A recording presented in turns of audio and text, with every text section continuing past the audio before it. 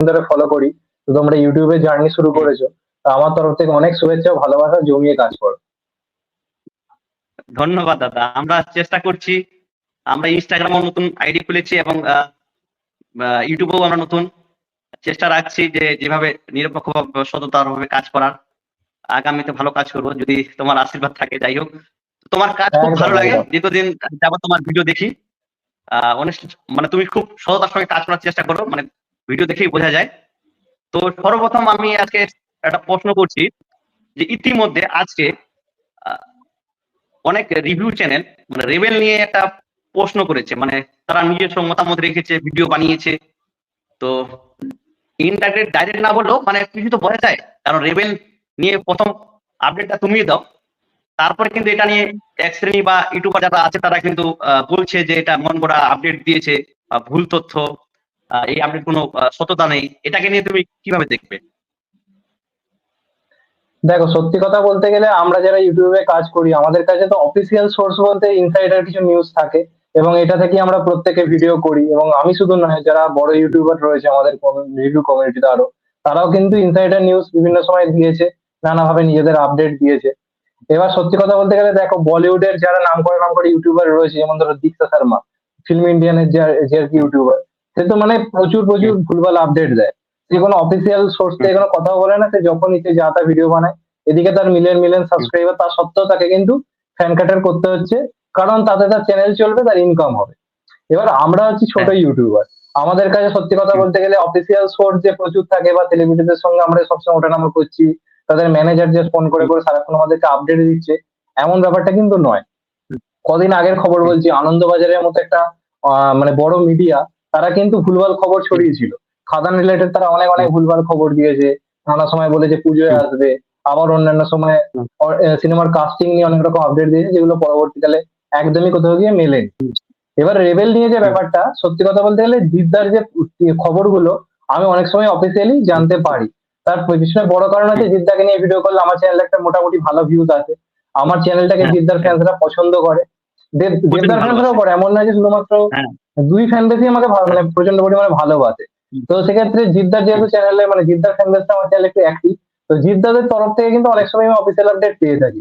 আজকে খাকি টুরো হুম, বলিউডে যে জিদ্দা কাজ করছে, আমি কিন্তু সবার আগে বলেছিলাম, না কোনো মিডিয়া বলেছিল, না একদম, কোনো একদম। জায়গা থেকে খবরটা হুম, করেছিল। হুম, সবার আগে বলেছিলাম, এবং তারপর কিন্তু সেটা নিয়ে সবাই ভিডিও করে, প্রত্যেকেই কথা বলে। হুম, কিন্তু কেউ একবারও বলেনি যে কোত্থেকে তারা নিউজটা জানতে পেরেছে বা আমার মাধ্যমে জানতে হুম, পেরেছি, কথাটা তারা কিন্তু বলেনি। এবার আমি সেটা চাইও না, আমি ক্রেডিট হুম, চাইও না। কথা হচ্ছে কি, হুম, আমরা অনেক সময় সঠিক আপডেটই দিই, ইন্ডাস্ট্রির মধ্যে নানা হুম, রকম সমীকরণ পাল্টে যায়। ইন্ডাস্ট্রির ভেতর কি হুম, হচ্ছে সেটা দিয়ে সুপারস্টার সব থেকে বেটার জানে, সে কি ঠিক করবে তার উপর হুম, সবটা ডিপেন্ড করে।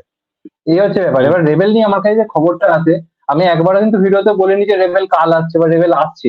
আমি কিন্তু ভিডিওটা এইভাবেই করেছিলাম যে জিদ্দার অনেকগুলো সিনেমার মধ্যে একটা মাস্ট অ্যাকশন এন্টারটেইনার মুভি রয়েছে। আমার ভিডিওটা চেক করলেই হুম। বুঝতে পারবে। এবং সেই সিনেমাটার টেন্টেটিভ না, ভিডিও টাইটেল, ভিডিও আমরা এমন নয় দেখেছি যে তুমি সিনেমাটা ওখানে বলেছো যে ভিডিও আমরা দেখেছি তুমি ওখানে বলেছো যে হতে পারে মানে এই নামটা থাকতেও পারে না থাকতে পারে কিন্তু শোনা যাচ্ছে হ্যাঁ, রেবেল হ্যাঁ, হ্যাঁ। ইতিমধ্যে একটা নাম কিন্তু তুমি তো ক্লিয়ার বলে দাওনি যে না রেবেলই থাকবে বা ঈদে আসছে কনফার্ম কিন্তু তোমাকে নিয়ে কিন্তু হ্যাঁ, নেগেটিভিটি হ্যাঁ। হচ্ছে যাই হোক এই নেগেটিভিটিতে না, তুমি এবার কি ব্যাপারটা বলবে? আমি বলছি। হ্যাঁ, ওটাই বলছি। দেখো, নেগেটিভিটি আমাকে নিয়ে যারা করছে তারা কিন্তু কিছু নির্দিষ্ট যারা ফ্যান্স তারা। কারণ তারা অনেক সময় হুম, আমার কাছে কিছু দাবি দেওয়া রেখেছিল, আমি কারণ নাম এখানে করতে চাই না। তারা তাদের মতো করে হুম, চেয়েছিল আমি ভিডিও করি। এবার তাদের মতো করে আমি হুম, ভিডিও করিনি বলে তারা আমাকে উল্টোপাল্টা অনেক কথা বলেছিল বলে আমি তাদেরকে সরাসরি ব্লক হুম, করে দিয়েছিলাম। এবার তারা এই হুম, নেগেটিভিটিটা আল্টিমেটলি করছে আমাকে নিয়ে। আমার যেহেতু আমি যেহেতু তাদের দাবি রাখিনি, তারা এই নেগেটিভিটিটা ছড়াচ্ছে যে প্রিন্স ভুল খবর দিয়েছে, প্রিন্স এই জিনিসটা করছে। হুম, আর যে ইউটিউবার যে হুম, ভিডিও করেছে, আমি নাম নিচ্ছি না কারণ এখানে, সে কিন্তু একবারও আমায় হুম, কিন্তু রিপ্লাই দেয়নি। তার সঙ্গে আমার পার্সোনালি হুম, হোয়াটসঅ্যাপে কথা হয়, পার্সোনালি তার সঙ্গে আমার হুম, রোজই প্রায় কথাবার্তা হয়, এবং বিভিন্ন হুম, ব্যাপার নিয়ে আমরা আলোচনা করি।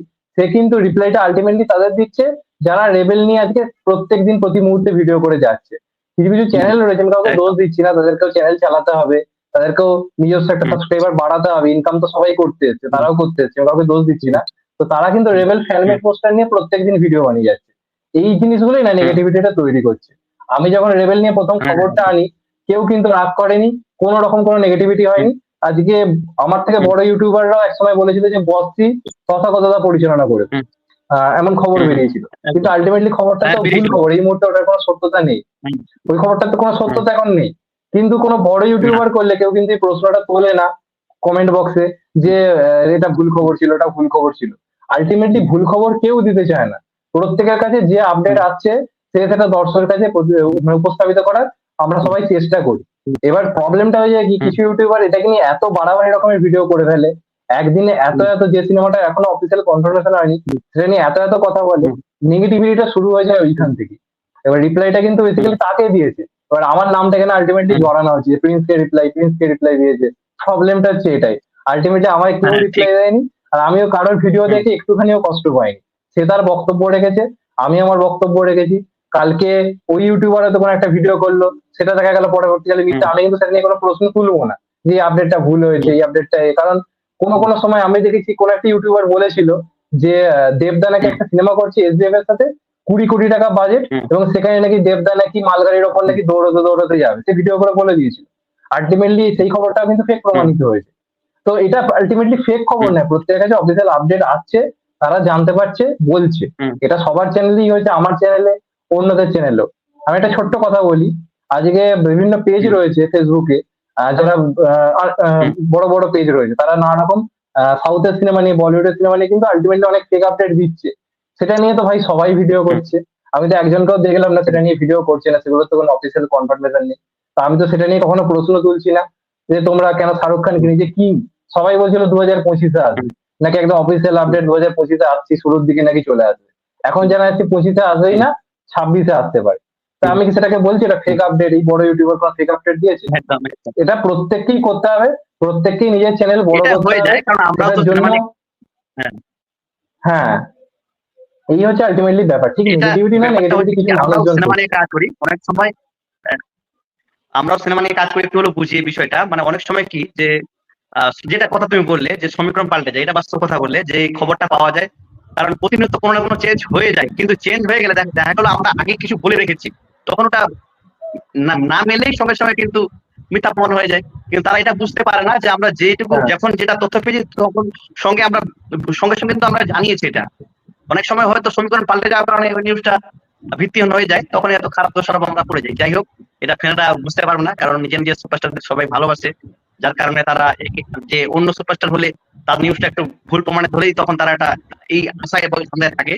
এবার দ্বিতীয় যেটা আপডেট না সরি দ্বিতীয় যেটা আমার প্রশ্ন তোমার কাছে রাখবো আমি, যে আমরা যে মাস ওরিয়েন্টেড বা মাস কমার্সিয়াল সিনেমা যে আমাদের পশ্চিমবঙ্গে হচ্ছে, এই বাজারে মানে বর্তমান যে খারাপ পরিস্থিতি হওয়ার কারণ মানে তুমি কিভাবে ব্যাখ্যা করবে?